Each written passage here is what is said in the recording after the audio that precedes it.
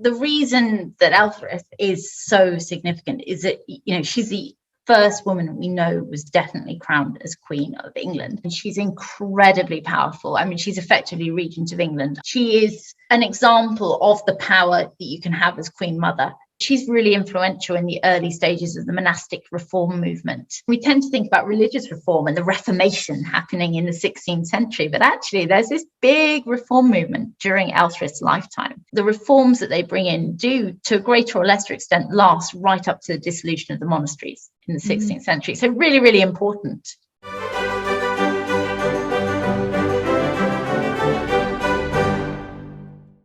Hello and welcome to the British History Channel and the latest in our series of historian interviews.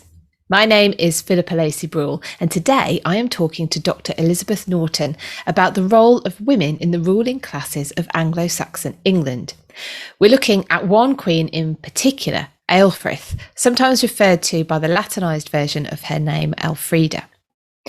Elizabeth is a historian specialising in the Queens of England and in the Tudor period. She has a double first-class degree from the University of Cambridge, a master's degree from the University of Oxford, and a PhD from King's College London. You may also recognise Elizabeth from television for, as well as being a historical consultant on many TV series and films, she has also appeared on screen as part of multiple historical documentaries. She is best known for her work on the Tudor period, but also has a very keen interest in Anglo-Saxon England and has written a book about Queen Aelfrith. Its title is Elfrida, the first crowned Queen of England. Now, members of the British History Patreon that I run have submitted their own questions for Elizabeth, which I will put to her at the end of the interview.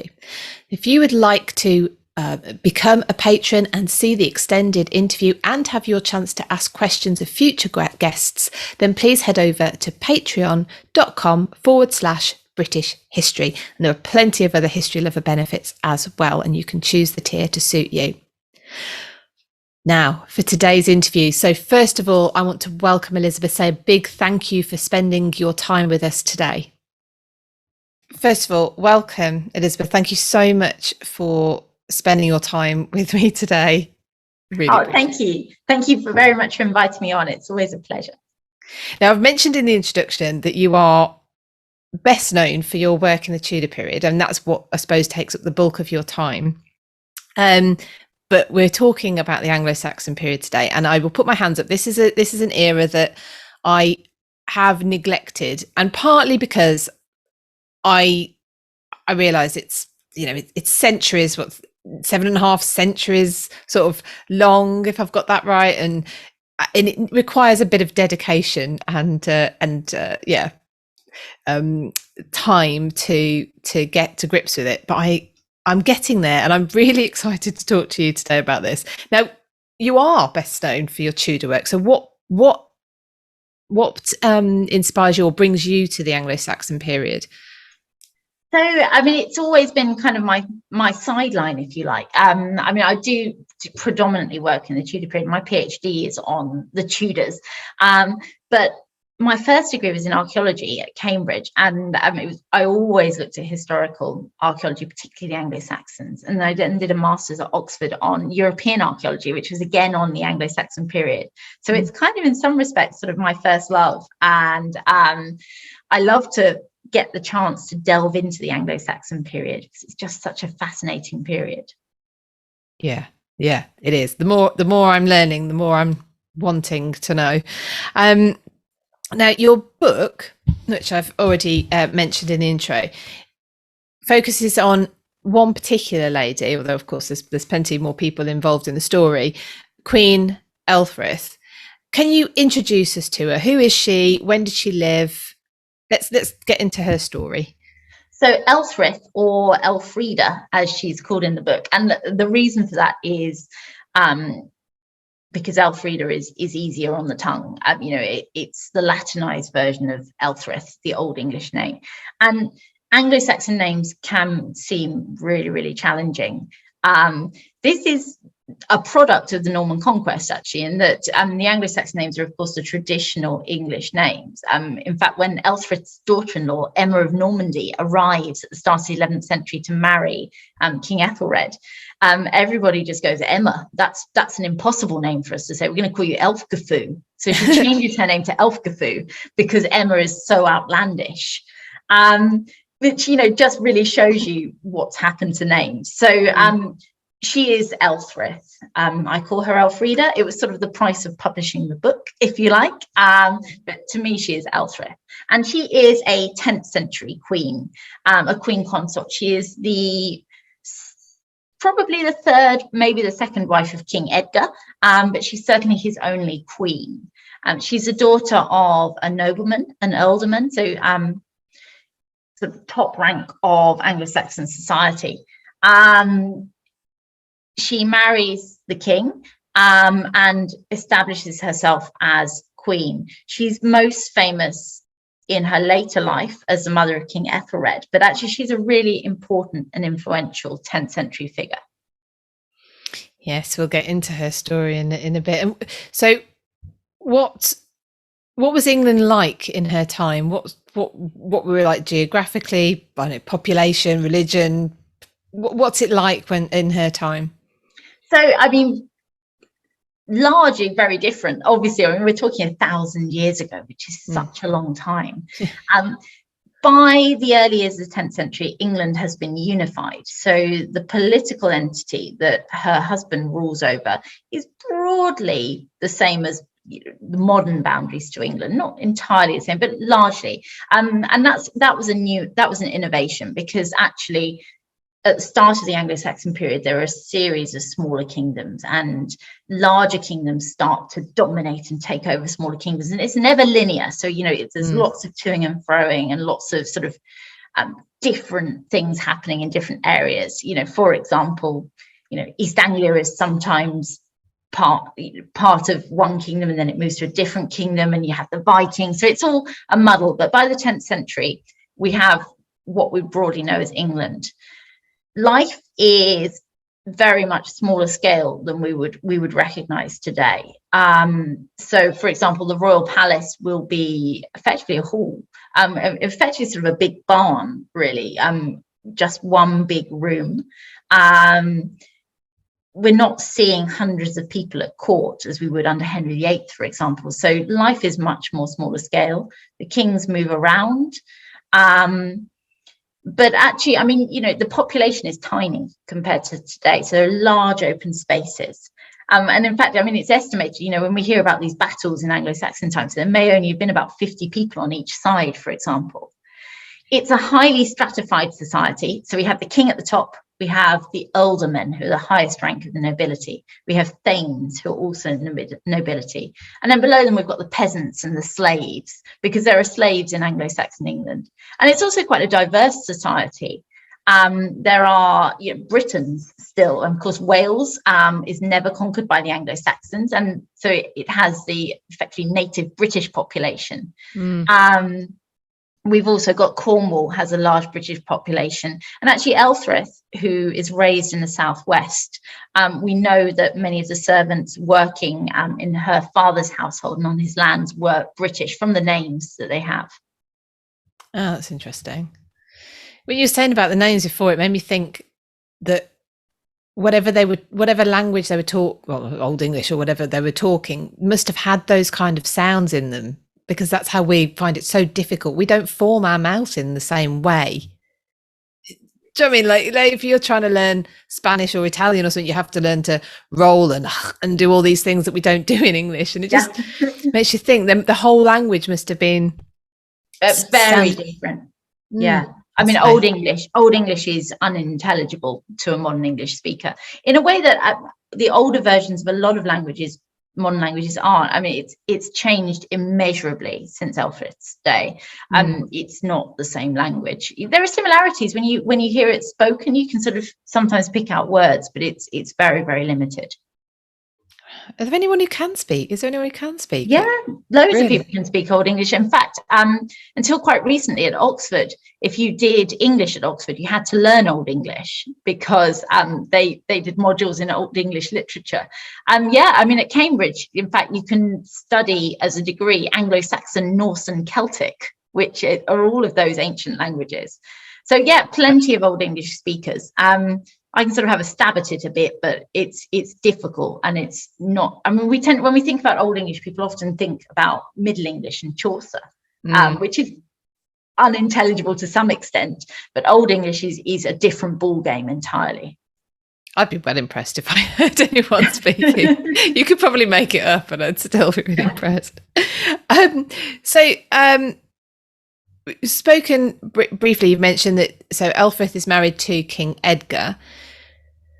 Now, when we talk about the Tudor period, we're very used to talking about the influence of the kings and the court, or whoever is close to the king. Who are the powerful figures in Edgar's court and where Ethelfrith is finding herself? So obviously the nobility, so the ealdormen, and they can be really powerful in the Anglo-Saxon period. She's actually married before she marries Edgar, to an ealdorman named Ethelwold. And he is the son of Athelstan Half-King, who is such a powerful ealdorman that he's nicknamed Half-King because he's almost a king. He's that powerful. And I mean, there's effectively the ealdormen are princes in their localities. In some respects, they sort of fill the gap left by the kings of the smaller Anglo-Saxon kingdoms. Harold Godwinson, who's so prominent under Edward the Confessor, for example, he's ealdorman of Wessex, and I mean he's prominent enough that he's able to become king in 1066 on Edward the Confessor's death, for example. We also have the churchmen, and they are really influential in the 10th century. There are some particularly influential churchmen under Edgar. We have Dunstan, who becomes Archbishop of Canterbury, and he is the leading royal councillor, really drives royal policy. And we also have Bishop Ethelwold of Winchester, who is very, very close to Elfrith, actually. And he is also a leading councillor and really driving the direction that the crown goes in. So you cannot overstate how important these churchmen are. It's interesting because this pair they have a particular agenda as well, don't they? Do you want to talk a little bit about that? Yeah. So, I mean, what's interesting is Elfrith is a leading figure herself in the 10th century religious reform movement. And I mean, we tend to think about religious reform and the Reformation happening in the 16th century, but actually there's this big reform movement during Elfrith's lifetime, and it's based on monasticism. So in the 9th century, the Viking attacks all but wipe out monasticism in England, at least in the way that Bishop Ethelwold would view as monastic. So in the 10th century, there's this real move driven by these leading churchmen to bring back the purest form of monasticism. So they want to bring in the rule of St. Benedict, which is a very austere rule by which monks have to live. So they want to drive out the secular clerks who occupy the monasteries and reinstate old monasteries that have fallen into abeyance. And they want people to live by this austere rule. It's a really important movement in the 10th century and drives the path that the church takes, and also royal policy. And I mean, what's really interesting is the reforms that they bring in do, to a greater or lesser extent, last right up to the dissolution of the monasteries in the 16th century. So really, really important. I mean, they're very clear, aren't they, in what they are intending to do, and they achieve it by the sound of it. Yeah, I mean, absolutely. I mean, they want all of the church lands back in the hands of monasteries, and they want the monasteries filled with thriving communities of monks following the rule of St. Benedict. And I mean, that is what they want. And largely it's what they get by having the ear of the king and members of the royal family. So, and Edgar and Elfrith take actual active roles in this. In fact, let's go back a little bit. So Elfrith, the tagline of your book indeed is first crowned Queen of England. Can you tell us is there a particular role of Queen, and also this is the first coronation. So do we know much actually what happened? Where was it? What was involved? Yeah, so I mean, the reason that Elfrida is so significant is that, she's the first woman we know was definitely crowned as Queen of England, which is really important. And I mean, countless books about post-conquest royalty or queens post-conquest will tell you that the Anglo Saxons don't have queens, and that is rubbish. They have lots of queens. Where it's based on is King Alfred's contemporary biographer Asa states that the Kingdom of Wessex doesn't have queens, and he says this is based on the story of an earlier king's wife, a queen, who just basically behaved really, really badly, eventually accidentally killed her husband and fled to the court of Charlemagne, where she then upset Charlemagne and got imprisoned by him. And that's why they don't have queens. And to some extent, it's true. Kings' wives in the Anglo-Saxon period aren't routinely considered to be queens. The wife of Alfred the Great, for example, is a lady rather than queen, gets described as lady. But actually the title of lady is used so often that it's sort of a title in itself and can almost be translated as queen. There are also undoubtedly women who do become queens. We have Walthrith Regina, who witnesses a charter of Ethelred I, who's Alfred the Great's older brother. And we know nothing more about her, but the fact that she's described as Regina, queen, shows that, she's acknowledged as a queen. We have Elflade, who's the second wife of Edward the Elder, Alfred's son. And she also gets described as a queen and seems to be a very prominent royal wife. But it's not a given that you'll become a queen if you marry a king in the Anglo-Saxon period. Elfrith, right from the start of her marriage, gets referred to as queen. It's clearly been decided that she'll take the role as queen. And we know that she's crowned. So Edgar is crowned soon after his accession to the throne, but he then, years later, has a second imperial coronation, where he's trying to sort of assert his position as monarch of Britain. He wants to show that he's an emperor. And he has his second coronation.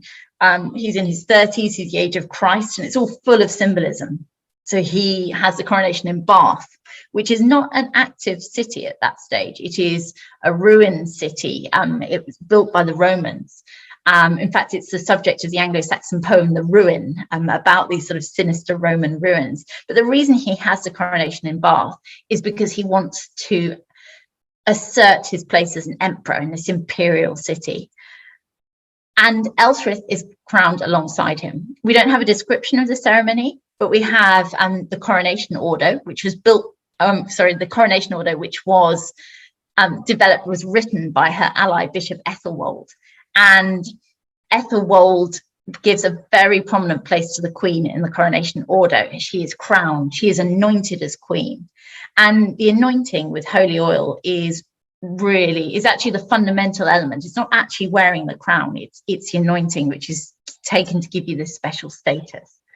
And being crowned as a queen absolutely gives you special status.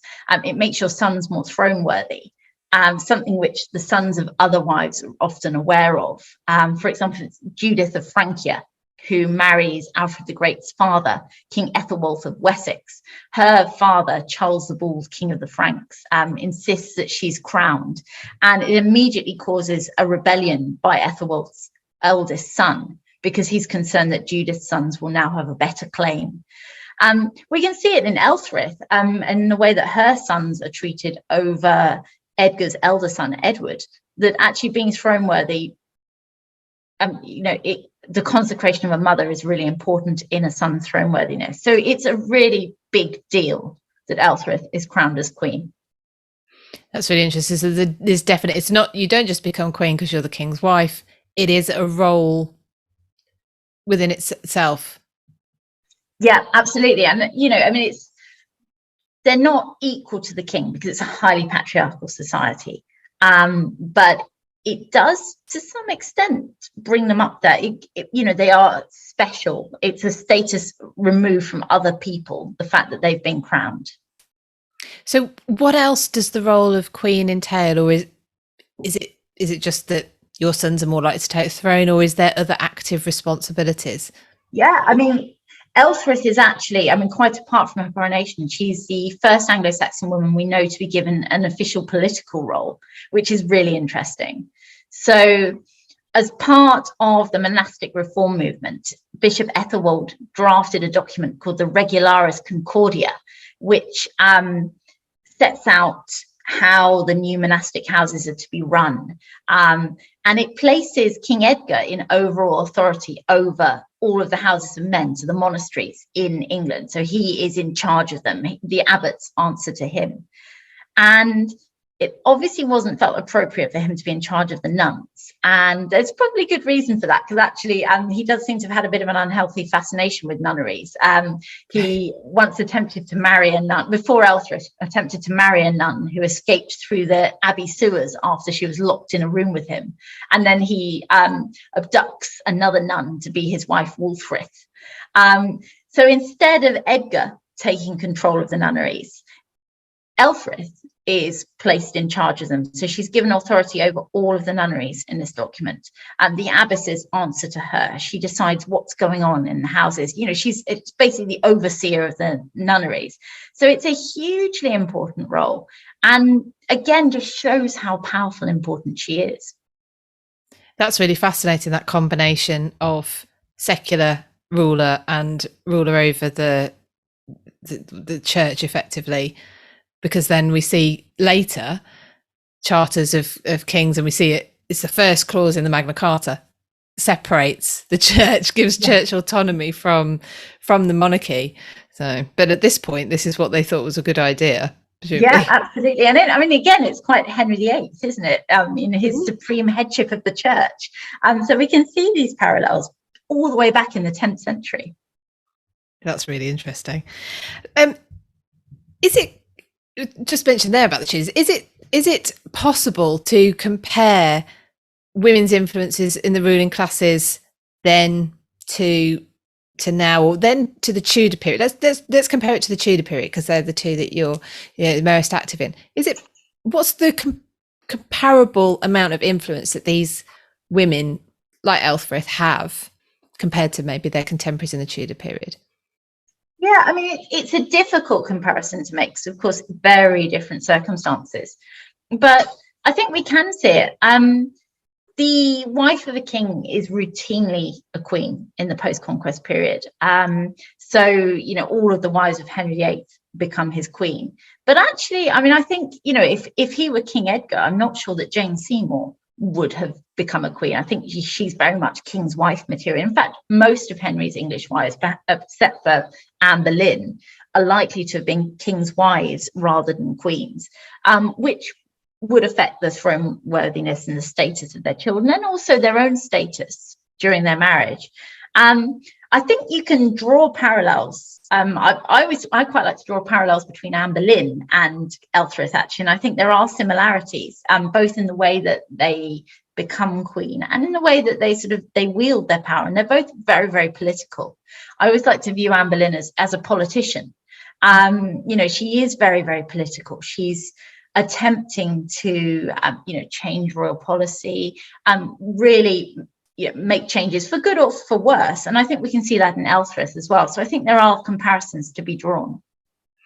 Now, maybe Elfrida's political role is what gets her name quite strongly linked with possibly one of the most heinous crimes of all time, and this is the murder of her stepson, Edward, who becomes known as Edward the Martyr, at the gates of Corfe Castle, I believe.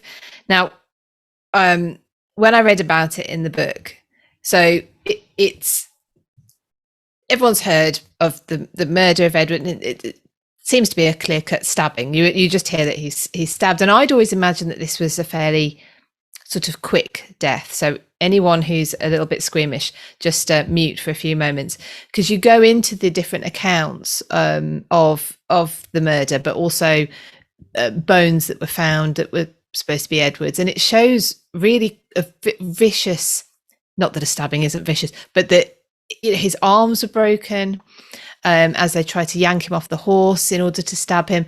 And then the horse bolt with his left foot still stuck in the stirrup, him probably still alive, being dragged by his horse along the roads. And that's just, it's a horrible idea. And Elfrith's name becomes linked with the murder. Now, why is that? And what do we know about it? Were there any links? Why would she be linked with this murder?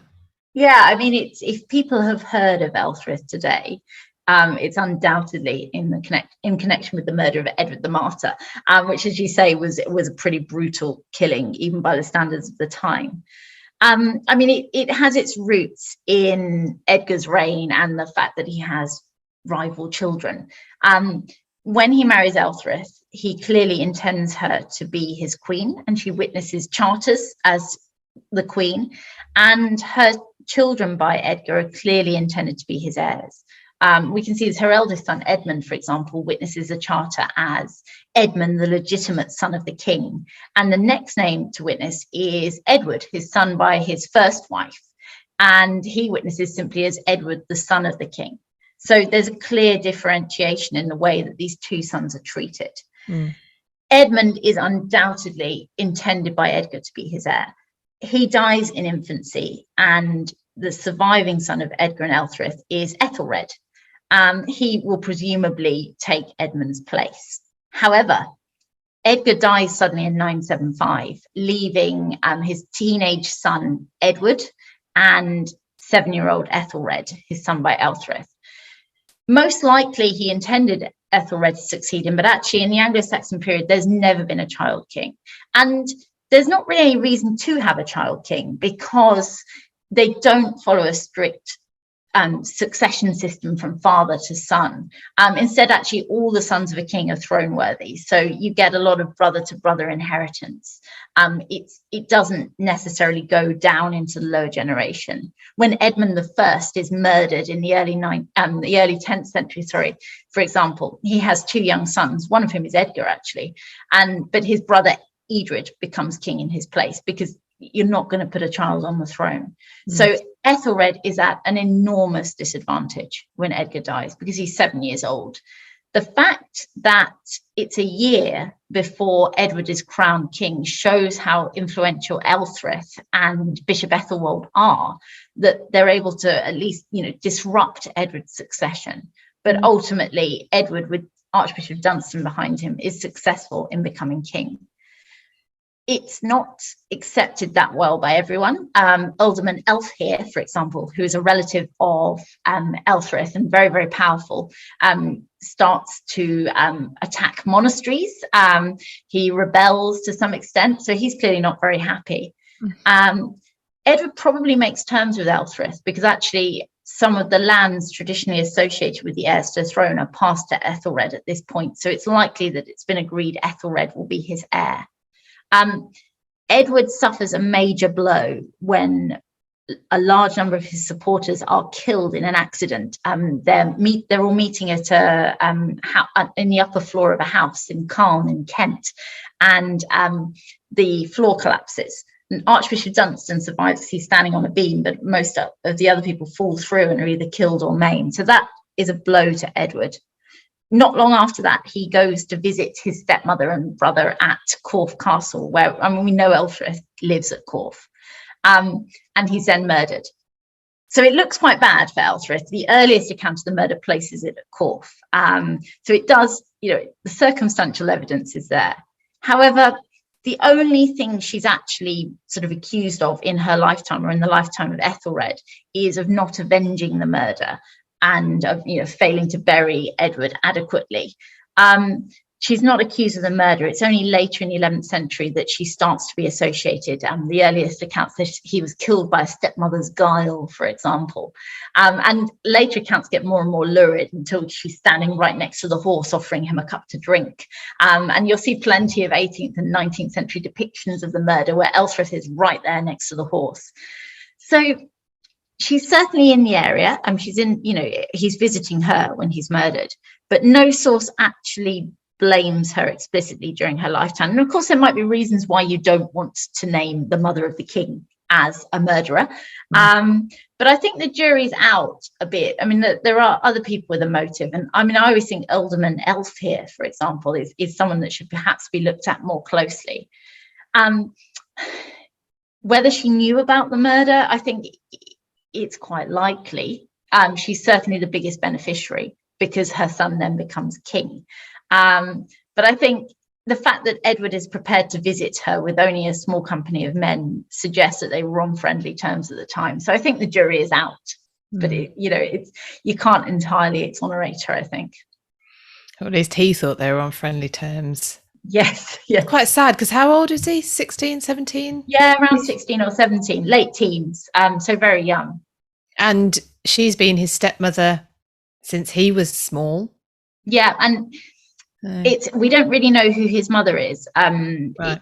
It may be a low status first wife of Edgar's, or it may be Wulfrith, who is the wife that Elfrith supplanted. But she may well have played a role in raising Edward. All right. So her son Ethelred does become king. So he's only small. So what's her role now? So Elfrith is effectively regent, along with Bishop Ethelwold. So she instantly gets a boost of status. She always witnesses charters directly after the king, which is a sure mark of status. And she witnesses as mother of the king, Mater Regis. She's guiding policy. She's really, really important. And actually, she and Ethelwold seem to have kept the minority going. Actually, it's only in 984, when Ethelwold dies, that Ethelred is able to assert himself as an adult ruler, and he actually sends Elfrith away from court.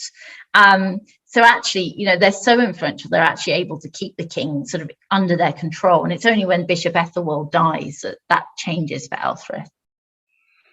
Interesting. So, I mean, she clearly has something to say and wants to make sure she's in the right place to say it. Otherwise, why push for the kind of status you could presumably you could live quite comfortably as the mother of the queen without the mother of the king, without having to get involved in much. Yeah, I mean, undoubtedly she wants to be a political power, and even when she's sent away from court, she takes on the upbringing of the Ethelings, so her son's sons. And I mean, again, that's a clear evidence that she's seeing them as a route back to court. And actually, when she does come back to court, it is in the company of the Ethelings. Ethelred's reign after Elfrith retires from court is a bit of a disaster. And he actually then makes a series of restitution charters and sort of apologies, effectively, for some of the way he's governed. And actually, it's in sort of Elfrith starts to come back in the wake of that, when he sort of sees the error of his ways to some extent. She's hugely political and clearly wanted to remain political. She's actually the earliest English queen that we have a surviving letter for.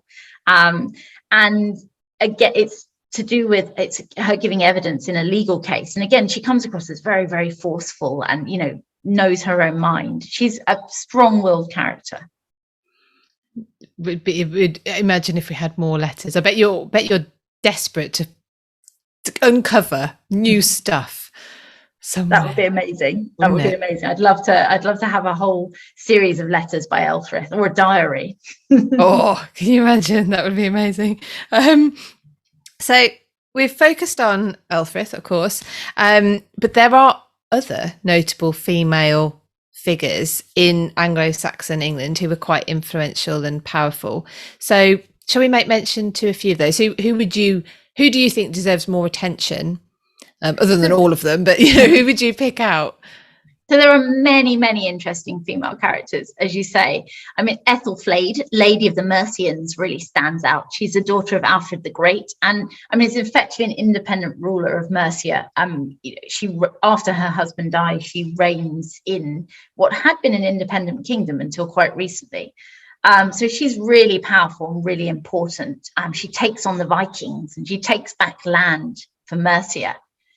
In the 10th century, we have Eadgifu, who is King Edgar's grandmother and a really powerful and influential queen mother, and someone who Elfrith knew personally. And they seem to have got on. Actually, Eadgifu leaves a bequest to Elfrith in her will, for example. And Eadgifu is an example of someone becoming really powerful as the Queen Mother. She is a much younger third wife of King Edward the Elder, marries him towards the end of his life and makes no impact as king's wife at all. After his death, there's a succession dispute between the sons of his first and second wife. And the second wife is actually still alive at this point, because Anglo-Saxon kings are serial monogamists. Eadgifu seems to have palled up with Athelstan, the son of the first wife, and in exchange for him recognizing her young sons as his heirs. During their reign, she's incredibly powerful. I mean, she's effectively regent of England under Edred, her younger son, who's in poor health. And she's really influential in the early stages of the monastic reform movement. She is an example of the power that you can have as Queen Mother in England in the Anglo-Saxon period. And we can see that again with Queen Emma, who is Elfrith's daughter-in-law, Emma of Normandy. She marries King Ethelred, and after his death, she marries Knut, who is the Viking conqueror of England. And she has sons by both husbands. She schemes to get Harthacnut, her son by Knut, on the throne after Knut's death. And she then encourages him to bring his half-brother, Edward the Confessor, over, really for Emma's benefit, so that when Harthacnut dies, Edward then succeeds and she remains Queen Mother. So that's really interesting. But it's an era that is full of powerful and interesting women. Emma's fascinating, isn't she? She just... the fact that she's wife to two kings, mother to two kings. Yes. And no, I don't know if we've already mentioned, but just remind us, because Emma sounds like we've talked about names before, perfectly ordinary name, but that didn't sound right to the English, did it, at the time? No, completely outlandish. They called her Elfgifu. I love that, Elfgifu, because that's so much easier off the tongue. This is why I think that the language must have been formed differently. You know, the way they use their mouths must have been formed differently, because Emma to us that's dead easy. Yeah. Elfgifu is starting to get difficult. It's a little bit harder, isn't it? I have to make effort. And I mean, not as pretty as Emma either, really, is it? It's quite lumpy. Really. Elfgifu. Elfgifu. They sound raw, these names. They interesting. And of course some of them we're more familiar with: Edward, Alfred, Edmund, but they sort of come back, don't they? Yeah, a bit later. Very much so. The Norman conquest leads to the extinction of Old English names, Anglo-Saxon names. It takes a while, but it happens. I mean, William would have seemed a really outlandish name to an Anglo-Saxon in 1066. It's the names that we have now, the Anglo-Saxon names that are in current use now, are because there's been a deliberate attempt to bring them back in. In the 13th century, Henry III shocked everyone when he named his sons Edward and Edmund, because he revered Edward the Confessor and also St Edmund, who was an Anglo-Saxon king. And there was a lot of criticism. You know, these are weird names. No one's ever heard of an Edward or an Edmund. And of course, they sound entirely normal to us, but it's only because of Henry III resurrecting them and bringing them back in. The Victorians particularly brought back in Alfred. Queen Victoria named her son Alfred. Edith comes back with the Victorians, and Edgar. And again, they seem perfectly normal to us now, but at the time they were really there's no reason why Alfred is a normal name and Eadwig isn't, for example, because they're both just standard Anglo-Saxon names. It's just that for some reason or other, some have entered currency and some haven't, and they become modernized. So I mean, Alfred is really Elfred, like Elfrith, but Elfred, and Edith is Eadgith. And of course they've been modernized, but you know, they are perfectly normal names now, and once they really wouldn't have been. Oh, I'd love to see some more come back. Let's see if we can encourage people. Which one? Wolfnoth. I think that one's due a comeback. Yes, we need some Wolfnoths. So I know Tudors take up most of your work, but have you got any plans to delve back into Anglo-Saxon England at any point with your work? It's a real pleasure, and I always like doing it. I've got no current plans. I'd quite like to. They don't sell as well as Tudor books, unfortunately. I mean, whenever anything new comes out from the Tudors, there's always a lot of criticism, like, why not something else? Yeah. The reason is actually people don't buy Anglo-Saxon books to such a great extent, which is a real shame. I mean, I'd love to do something on Queen Emma maybe, but I mean, not at present. Because off camera, we were talking about the links between the women and how they obviously knew of each other, like over centuries. Do you want to just finish off with a little bit about that? Because that would be, if ever you did get a chance, this would be fascinating. Yeah, I mean, we tend to see 1066 as a real break in English history. And it is if we look at the male line of kings, but not if we look at the female line of the line of queens. And you really can see a chain all the way back to Elfrida and Eadgifu before her. Because actually you can do a really nice chart of who was raising who among Queens of England and Queens of Scots. For example, we have Matilda of Scotland, who is the first wife of Henry I, post-conquest king. And she's raised in a nunnery by her Aunt Christina. And her Aunt Christina is an Anglo-Saxon princess. And Gunhild, who's the daughter of King Harold, also lives in that nunnery at the same time. So these women are connected. And Matilda of Scotland goes on to raise Sibylla, who is her husband's illegitimate daughter, who becomes the Queen of Scots. And she also raised her daughter Empress Matilda, who passes on English queenship. And they're all basing their queenship on Anglo-Saxon models. We have Edith, the widow of Edward the Confessor, who is very much held up as a model of a queen, because William the Conqueror sees himself as the heir of Edward the Confessor. So he treats Edith really well. And Edith bases her queenship on Emma of Normandy, and Emma of Normandy bases hers on Elfrida. So you can see these chains of connections, and the links of the women are really, really important. And presumably with less written records, this is an oral history. There's a storytelling between the women and the generations. Yeah, and so I do like to think that you can see a bit of Elfrida's queenship and how she viewed her role in these later royal important legacy. Yeah, absolutely. Well, brilliant. Well, we'll finish the main part of the interview on that before we move on to the Patreon questions. But as we say goodbye to the main audience, then where can people find you? Where can they find your work? So if you want to find me on social media, and please do, I'm often on Twitter. I'm actually really often on Twitter. You're very brave. That's what I can say. I'm quite fond of Twitter. So I am Norton History. Elizabeth Norton was taken. So Norton History. And do pop up and say hello. It'd be lovely to have a chat. Otherwise, you can buy my books in all good bookshops. My most recent book is The Lives of Tudor Women. I also wrote actually England's Queens, the biography, which looks at queenship in England all the way back from the Anglo-Saxons right up to the current queen. So you might want to have a look at that. That's going to be my next one, definitely. That was really fun to write. I loved it actually. But yeah, so otherwise I'm sometimes on TV. I was on the Belinda Scandalous Family, which was on the BBC last year. There's a series on Queen Victoria that keeps popping up. It's on PBS most recently. So yeah, do look out for me. Fantastic. Well, thank you ever so much for today. You're welcome. Thank you very much for inviting me on.